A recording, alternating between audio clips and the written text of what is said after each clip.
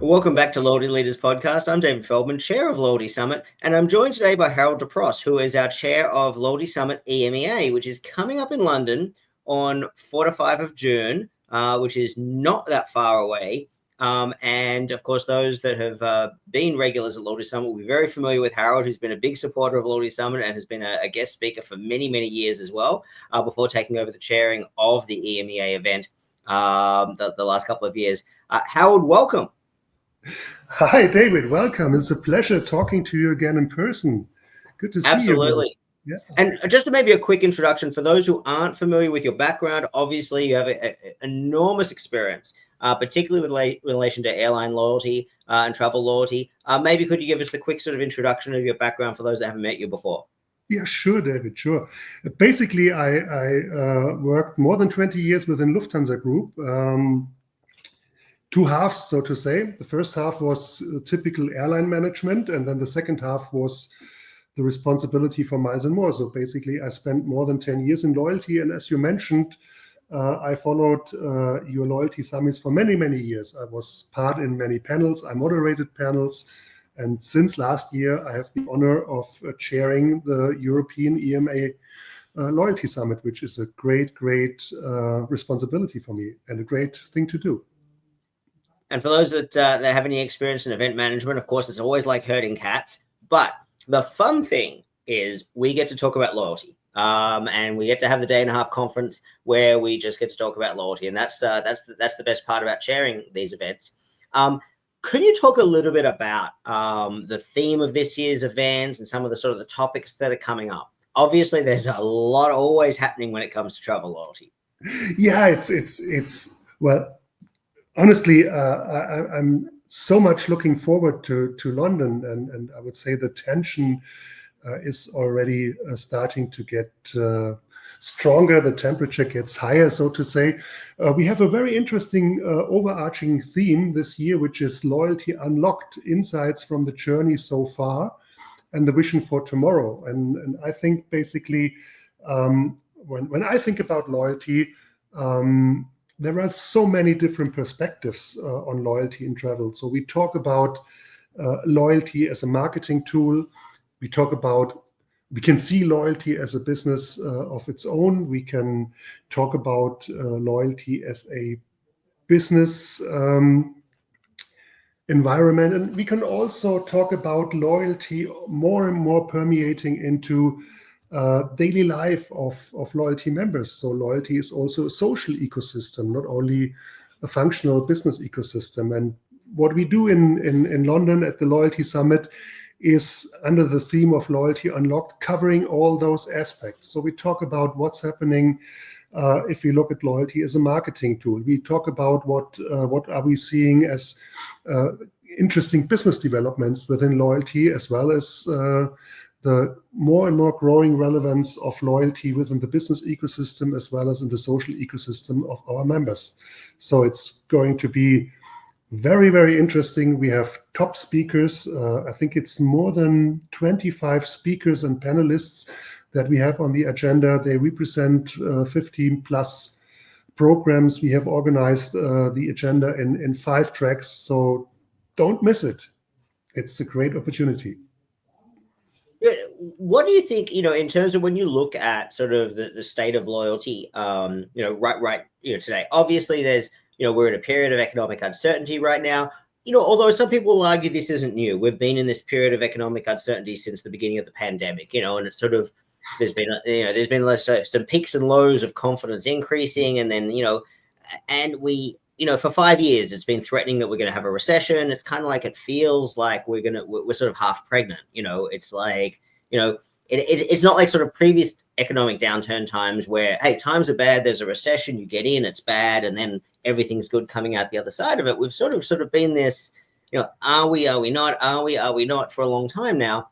The travel sector, airlines, hotels, car rental, from an economic point of view, is highly exposed to economic uncertainty. That then feeds into the loyalty side of the equation. Given, with your extensive experience in airline loyalty, if we think back to previous times, like the 2008, 2009 recession, for example, what's your, when you think back to those times, what are your sort of insights and takeaways in terms of, expected effects on loyalty when there are, economic bad times? Well, let me start with the economic perspectives of the travel sectors or airlines in general, as you mentioned. After more than 20 years in the industries, it's basically more or less in every year there is a crisis, and every 4 or 5 years there is a major economic crisis.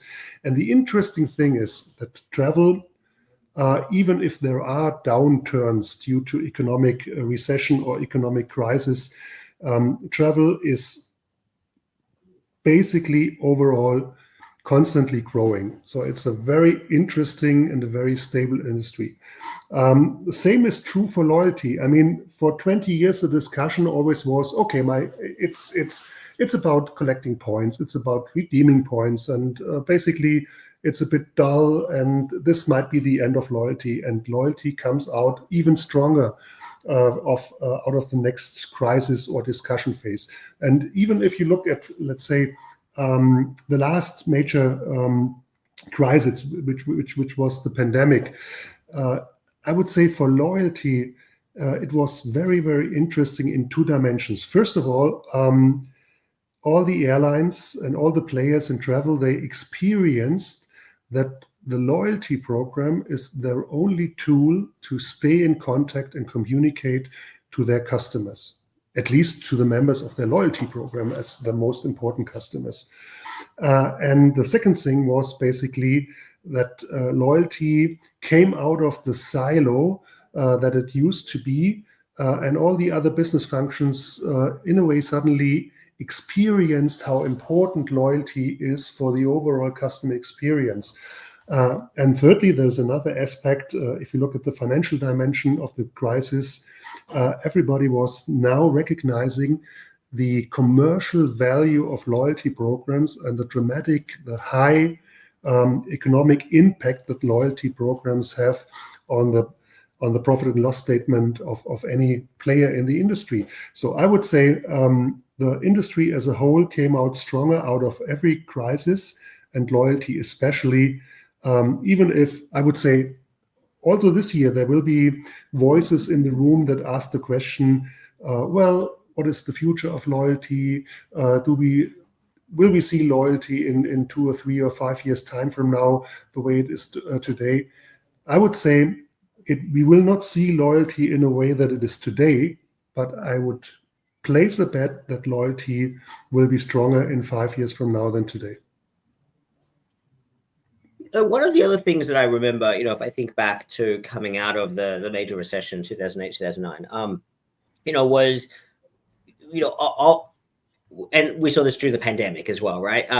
In terms of, on one aspect, there is the financial revenue lever that can be used with loyalty programs to help support, the bottom line, the top and the bottom line for the cash flow as well. Sorry? And the cash flow as well. Oh, 100%. Okay, absolutely. That's probably the number one, right?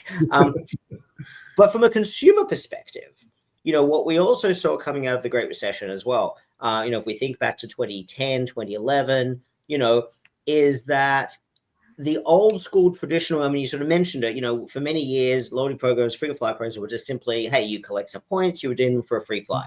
And they're a lot more complicated nowadays, whether it's about co-brand card revenue, whether it's about data collection, whether it's about privacy, connecting the dots with members, all of these kind of things, partnerships, etc.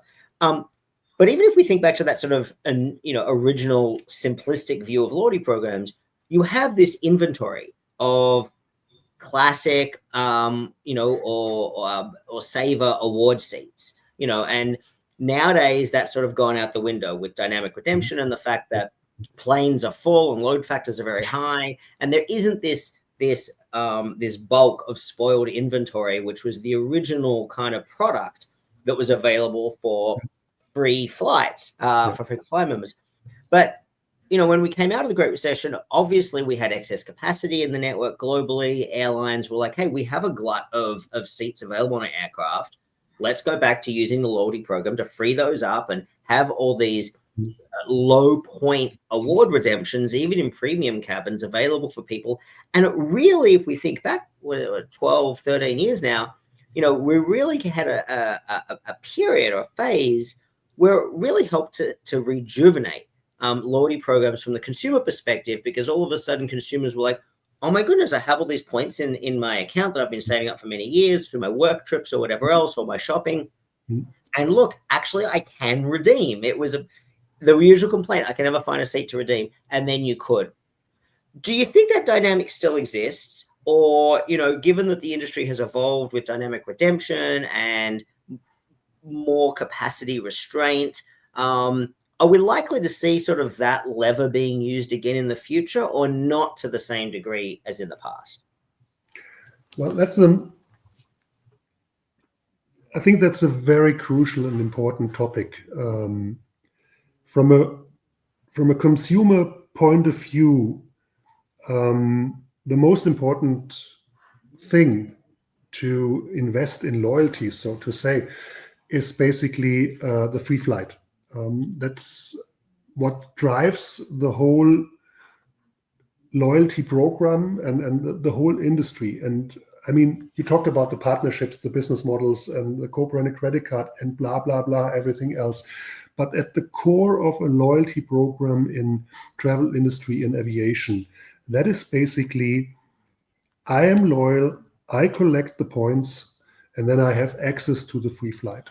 And that's what basically is the beauty of a loyalty program in its own. And it's a big danger, at least to my mind, if airlines restrict access for loyalty members and redemption flights so strong that there is practically only few or none capacity available as we see it right now. Because the basic promise of a loyalty program, you as my customer are loyal to my airline and I provide you access to the free flight. This basic promise is broken when there is no free flight available. And you talked about the dynamic redemption. Well, I think there is it's no easy answer to this. There is some beauty in the dynamic redemption logic, because basically you can get access to any flight you want with redeeming points. But on the other hand, if it is too expensive, if you have to pay too much points to get access to the redemption ticket, then it's of no value to the customer. So I would say, if the airlines see it only as a commercial equation and try to squeeze out at least the last profit also from this part of the business, then there might be a point where the whole loyalty logic starts to tumble down, because without access to the free flight, for many people, loyalty has no overall value anymore. And that's a big danger. It's an interesting point you make, Harold, because, we look at the statistic, for the airlines that release the data, and obviously you've seen it from the inside of airlines as well, but, and you talk to other airline program managers as well. But even if we just look at the publicly available data, when it is disclosed, across the globe, it doesn't really matter which major airline you're looking at, somewhere between 90 to 97% of loyalty program redemptions are on free flights, either on that host airline or on a partner airline. So we can talk all we want about partnerships and the e-commerce store that you can use your points to redeem some Ray-Bans in the airlines, merchant mall and things like that. But we know that 90 to 97%, depending on the airline, of redemptions are for some form of free flight. So the reality is that people are loyal and they save up and they earn their points and they engage in those spending behaviors that you want them to do, because they want that carrot of a free flight. And as you sort of say, it's about availability, but also how much is that free flight costing? Do you think, Brian Summers was talking about the US perspective more recently, and we were having a discussion about, whether there is more capacity constraint or whether there's still a lot of excess capacity, in the system, which was a problem during the last, coming out of the last recession. Do you think that dynamic still exists, or do you think it's really going to be a airline by airline situation here, about the philosophy of management, whether they are taking an overly commercial view or whether they're taking a more strategic view of leveraging the loyalty program and engagement with loyalty members. What's your, I know it's a bit of a crystal ball question, but as we sort of come out of this economic conundrum, whatever it is that we're in and part of the cycle, how do you see the loyalty program being leveraged, again, from the consumer-facing side? Well, from the consumer-facing side, and it's a pity to say, but it's just the way that it is. I have to admit that the loyalty equation from a consumer point of view has become only worse over time. And I think that squeezing out the last commercial profit for an airline out of the loyalty program and the different perspectives, to me, is kind of an overarching trend of the industry. Of course, every airline, every program makes their own calculations, but on the other hand, they also look what are the competitors doing, what are the other players in the industry doing, and there's a lot of copying in the loyalty industry as well. So if one of the majors start with a development, it is very likely that the relevant competitors move in the same direction, because from their point of view, there is also some beauty, because it's a little bit more money to earn. But from the consumer perspective, whether when we talk about collecting miles, it has become worse. When we talk about redeeming miles or accessibility to redemption flights, it has become worse over time. And I think that's a big danger for the industry.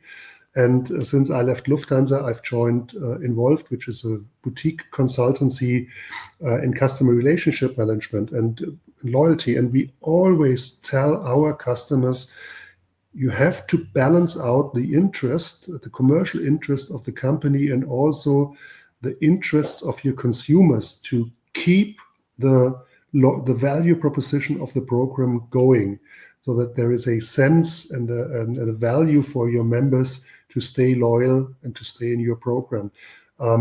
Unfortunately, what we see in the industry is that it's your question was, is it a company decision or is it an industry trend? I fear it's an industry trend, unfortunately. No, I think that's a valid insight, and I very much a case of watch this space. But we've certainly seen a lot of evidence of that over the last 10, 15 years of that. And as you say, it's not always a clear-cut answer, is it? I mean, dynamic redemption, it's not all bad, but no. There are a lot of mistakes that you can make with it. And we know that the practical implementation of many airlines has not been, as ideal as it should be if you're wanting to actually maximize, customer engagement and long-term loyalty and profit.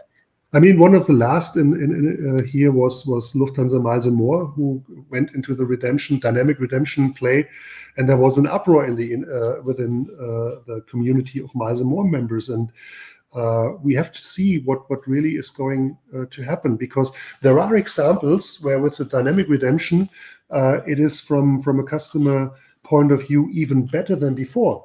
But of course, there are also the other examples where it's much more expensive to get access to a redemption flight. And I think that's one of the highlights for Loyalty Summit in June as well. We have Gerald Schlögl, the managing director of Miles & More, as one of our guests, and we will be having a fireside chat with him. And I think the question, what are your experiences with the dynamic redemption, and what are your plans to balance out and steer the value proposition for Miles & More and also for the Miles & More members, will be one of the questions we will discuss with him. And I guess it's also a discussion for the panel afterwards as well. No, I think that's going to be one of the exciting chats there. Some of the other themes and chats that we're looking forward to in London, is there's a lot of theme around sort of the business of loyalty. Yeah. Whether that business being, and that's just not just about increasing margins or revenue from co-brand cards and things like that, but it's also about where it sits in terms of the commercial realization of the C-suite of the value of the loyalty program, whether the loyalty program is in-house or whether it's kind of an external entity or an arm's length entity like Miles & More, for example, Flying Blue. But also we're seeing a lot of commercial partnerships and I'm thinking here, for example, with Norwegian and strawberry, we've all been watching that over the last couple of years with immense interest, and it's an exciting journey that they're on. And I know that Harvard is joining us in London as well. But are there sort of some of the other areas of that sort of commercialization, or that the business side of loyalty, that you're excited to have discussions about in London? Yeah, absolutely. I mean, let's talk a little bit about the SPAN, the Norwegian Strawberry joint venture. We followed this for the past 2 years, and last year we had Harvard and Cicely and also May in London talking about their plans, and it was about just before the start of the newly founded company SPAN. Now SPAN is operational, it's live, and I'm very, very curious to hear what the first experiences are, what basically the partnerships that they already have and they plan for the future. So basically how the roadmap is going to look like. So this is also for sure one of the highlights of Loyalty Summit. Then we are having Jill Doyle from United Mileage Plus, and she's talking about the new retail media approach, the newly founded company from United, which is also a very interesting new commercial business idea. And basically with round about 1 year live, I'm very curious to learn and to hear what basically the first experiences are, what they can talk about, which results and also maybe what kind of obstacles they have had to conquer on the course. And of course, also very interesting, we all have seen that Miles & More is going to change their partner for the co-branded credit card, and we have both Miles & More and also Deutsche Bank, the new issuer of the co-branded card as of end of this year, as our guests in London. So also here, it's going to be very, very exciting to hear what they are planning to further develop the very old business model of co-branded credit cards to new heights. So we have, alone in this area about commercial partnerships, we have 3 or 4 super interesting guests, and not to forget Air Force Flying Blue, Air Force KLM Flying Blue.